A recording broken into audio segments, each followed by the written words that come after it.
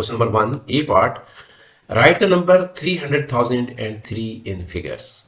तो 1000 पोजीशन के ऊपर लिखा है 300, मैंने ऐसे ही लिख दिया। अब उसके बाद मेरे पास यूनिट पोजीशन के ऊपर 3 है, 10 और 100 पोजीशन के ऊपर कोई डिजिट मौजूद नहीं है, तो उसको 00 लिख दें। Part B, right 15,896 correct to the number 1, कह रहा है द नियरेस्ट 1000। तो मैं नंबर को दोबारा लिख रहा हूं और 15 को मैंने अंडरलाइन किया है क्योंकि ये 1000 पोजीशन के ऊपर है, इसको मैंने बरकरार रखना है। इस 1000 पोजीशन का जो नियरेस्ट नेबर है उसको देखना है, वो 8 है स्टूडेंट्स, और 8 5 से बड़ा होता है। तो इसको सिर्फ सिंपली 0 नहीं करेंगे, इसका इफेक्ट जाएगा 1000 के ऊपर, और ये +1 यहाँ पे डोनेट करेगा 1000 को, और ये जो 5 है, ये 5 ये 6 में बदल जाएगा, और ये बाकी जो डिजिट्स हैं हमारे पास वो 0 हो जाएंगे, और इस तरह से हमारे पास जो ये नियरेस्ट 1000 में हमने लिखा है बोलेगा 16,000। पार्ट 2 है द नियरेस्ट 10। नंबर को मैं दोबारा लिख रहा हूं, और जो जो जो पोजीशंस मुझे बरकरार रखनी है उनको मैंने अंडरलाइन कर दिया है, और यहां पर यूनिट पोजीशन को 0 कर देंगे। अब यूनिट पोजीशन पे 6 है, 6 भी 5 से बड़ा है, ये भी +1 डोनेट कर देगा इसको, टेंस को। तो 10 पोजीशन के ऊपर इसने +1 डोनेट किया, इस तरह से ये बन जाएगा 15,900। सी पार्ट है, by writing each number in the calculation correct to one significant figure, work out an estimate for the value of, ये फिगर्स आपके सामने मौजूद हैं। कह रहा है you must show all your working. 2 number का क्वेश्चन है, वर्किंग आपने शो करनी है। मैं दोबारा लिख रहा हूँ इसको यहाँ पर 28.9 को मैं सबसे पहले सॉल्व कर लेता हूँ, इसको वन सिग्निफिकेंट फिगर तक मैं ले आता हूँ। तो यहाँ पर वन सिग्निफिकेंट फिगर मुझे चाहिए, मैं हाईलाइट कर लेता हूँ उस पोजीशन को जहाँ पर मुझे जिसको बरकरार रखना है। इसका नियरेस्ट नेबर जो है वो 8 है, तो स्टूडेंट्स 8 जो है 5 से बड़ा होता है, तो इसका लाजमी तौर पर इफेक्ट जो है वो जाएगा इसके ऊपर +1 की शक्ल में, और ये 2 के बजाय 3 हो जाएगा, ये 3 हो जाएगा, और ये और बाकी जो डिजिट यहाँ पे मौजूद है ये 0 0 हो जाएंगे। लेकिन मैं सिर्फ 30 लिखा है, ये डेसिमल के बाद जो 0 है इसको नहीं लिखा। डेसिमल के बाद जो 0 होते हैं बिल्कुल राइट कॉर्नर के ऊपर, वो अननेसेसरी होते हैं, उनको आप इग्नोर करते हैं, लेकिन इसको आप इग्नोर नहीं कर सकते। यहाँ पे जो 0 है ये रहेगा। उसके बाद मैं अब आ रहा हूँ जी 5.49 की बात करने लगे हैं। यहाँ पर भी हमें इसको भी वन सिग्निफिकेंट फिगर में बदलना है, तो मैं इस पोजीशन को मैंने हाईलाइट कर दिया है। अब इसका जो नियरेस्ट नेबर है वो 0.4 है, जो कि 0.5 से छोटा है, तो उसका कोई इफेक्ट नहीं जाएगा, 5 लिख देंगे यहाँ पर। अच्छा, उसके बाद मैं आ जाता हूँ यहाँ पर 0.472। यहाँ पर जिस पोजीशन के ऊपर मुझे सिग्निफिकेंट फिगर चाहिए वो मैं हाईलाइट कर रहा हूँ, 4 है, और 4 का जो नियरेस्ट नेबर है वो 7 है, जो कि 5 से बड़ा है, तो इसका भी इफेक्ट जाएगा +1 की शक्ल में यहाँ पर, और ये 0.5 हो गया। अब आ जाए यहाँ पर, और यहाँ पर मैं हाईलाइट कर रहा हूँ इस पोजीशन को।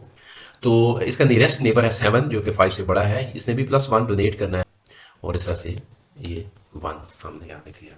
तो आप इसको सॉल्व कर लें मजीद, ये हो जाएगा 150 डिवाइड बाई 1.5, एस्टिमेटेड वैल्यू जो है वो 100 आ गई, ये आपका आंसर है। नेक्स्ट देख लेते हैं part D, find the value of square root of 1849। तो इसको आप डायरेक्ट कैलकुलेटर में डालकर भी सॉल्व कर सकते हैं, या फिर आप इसका प्राइम फैक्टराइजेशन की मदद से आप इसको सॉल्व करें। अब नेक्स्ट पार्ट 2 आ जाता है, और इसको मैंने सॉल्व किया। वैसे आप इसको भी कैलकुलेटर में डालकर डायरेक्टली सॉल्व कर सकते हैं। मैंने बार इसको सॉल्व किया है 1 5 की पावर 0 है, तो किसी भी नंबर की जब पावर 0 होती है तो 1 के बराबर होता है, तो -1/5। यहाँ पर हम इसको ऐसे भी लिख सकते हैं 1 डिवाइड बाई 1 -1/5, इसको सॉल्व करने के लिए। और उसके बाद फिर हम इनकी जो डिनोमिनेटर है उनको बराबर करने के लिए 5 को मैंने मल्टीप्लाई किया इस 1 के साथ, और यहाँ पे ज़ाहिर है डिनोमिनेटर के साथ करूँगा तो न्यूमरेटर के साथ भी मुझे करना पड़ेगा। तो इस तरह से मेरे पास आ रहा है 5 - 1/5 या 4/5, तो इसका आंसर 0.8 बनता है। बहरहाल आप डायरेक्टली कैलकुलेटर में डालकर सॉल्व कर लें इसको। नेक्स्ट हमारे पास है 5 sin 30 - 8 डिवाइडेड बाय 11। अच्छा, तो पहले तो आप 5 sin 30 को सॉल्व करें, तो कैलकुलेटर में इसको डाल के सॉल्व करें जी 5 sin 30 को। तो मैं लिख रहा हूँ 5 sin 30, ये मैं लिखूंगा, तो ये बन रहा है जी 2.5। तो 2.5, अब यहाँ पर 2.5, ये 5 sin 30 की वैल्यू आ गई, -8/11। तो इसको आप मजीद सॉल्व करेंगे तो आपका आंसर आ जाता है -0.5। ये पार्ट है, a cyclist travels a constant speed of 8.5 metres per second. ये स्पीड दी गई है जी यहाँ पर, और लेकिन देखना आपने कि मीटर पर सेकंड में ये स्पीड है। और अब वो कह रहा है कि work out how long the cycle takes to travel a distance of 5.27 kilometres. अब ये देखिए यहाँ पे किलोमीटर्स में और ये स्पीड मीटर्स पर सेकंड में। Give your answer in minutes and seconds. यहाँ इस बात को भी आपने ध्यान में रखना है कि मिनट और सेकंड में जवाब देना है। और उसके बाद उसने पूछा है कि हाउ लॉन्ग, कितना टाइम लगेगा इसमें। तो डिस्टेंस का फार्मूला इस्तेमाल कर लेते हैं जी। डिस्टेंस का फार्मूला जो होता है, डिस्टेंस किसके इक्वल होता है, स्पीड इनटू टाइम। लेकिन चूंकि यहाँ पर चूंकि टाइम मालूम करना है तो टाइम को सब्जेक्ट बनाएंगे और उस तरह से सॉल्व कर लेते हैं। Time is equal to distance over speed और वैल्यूज को पुट करें।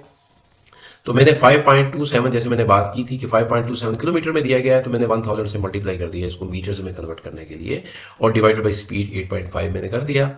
अब आप इसको सॉल्व करेंगे तो 620 सेकंड्स आएगा, लेकिन हमें सेकंड में नहीं मिनट और सेकंड में कन्वर्ट करना है। अब मैं इसको फैक्टर्स बना लेता हूँ। मैं 600 प्लस 20 सेकंड कर रहा हूँ इसको आसानी के लिए। वैसे तो आप डायरेक्टली भी इसको 60 से डिवाइड करेंगे और मिनट आपको मिल जाएंगे और उसके बाद जो डेसिमल में आपके पास नंबर डेसिमल में जो डिजिट्स होंगे उनको आप मज़ीद प्रोसेस करेंगे 60 से मल्टीप्लाई करके। आप उस तरह से भी उसको सेकंड्स में कन्वर्ट कर सकते हैं। लेकिन मेरे पास चूँकि मुझे ये 20 ऑलरेडी सेकंड्स हैं तो मैंने तो सेकंड्स को इसमें रहने दिया है और 600 सेकंड्स को मैं मिनट्स में कन्वर्ट कर लूँगा। तो मैंने किया 600 डिवाइड बाई 60 और ये सेकंड्स हैं ऑलरेडी और इसका जो सोल्यूशन होगा वो 10 आ जाएगा आपका। तो मैंने लिख दिया 10 मिनट्स और 20 सेकंड्स। ये वाले ये 10 मिनट्स हो गए और ये 20 सेकंड्स आपका आंसर हो गया। आगे चलते हैं जी। The cyclist increases speed from 8.5 meter per second to 10.2 meter per second. Work out the percentage increase in speed. तो इसमें आप एक तो ये कर सकते हैं कि 10.2 जो नई स्पीड है उसमें से जो एक्चुअल स्पीड है उसको माइनस कर दें तो आपका इंक्रीज आ जाएगा। इंक्रीज जो जितनी हुई है वो आएगी और उसको फिर एक्चुअल के साथ यानी 8.5 के साथ डिवाइड करके 100 से मल्टीप्लाई कर दें। लेकिन मैंने इस प्रोसेस को इकट्ठा ही कर लिया है। मैंने लिखा 10.2 माइनस 8.5, ये हमें इंक्रीज दे देगा ये वाला जो हिस्सा है, और इसको डिवाइड बाय एक्चुअल किया और मल्टीप्लाई बाय 100 किया। 100 करने से हमें परसेंटेज मिल जाएगी। तो आंसर आ गया आपका 20%। तो स्पीड में जो इंक्रीज है वो 20% है।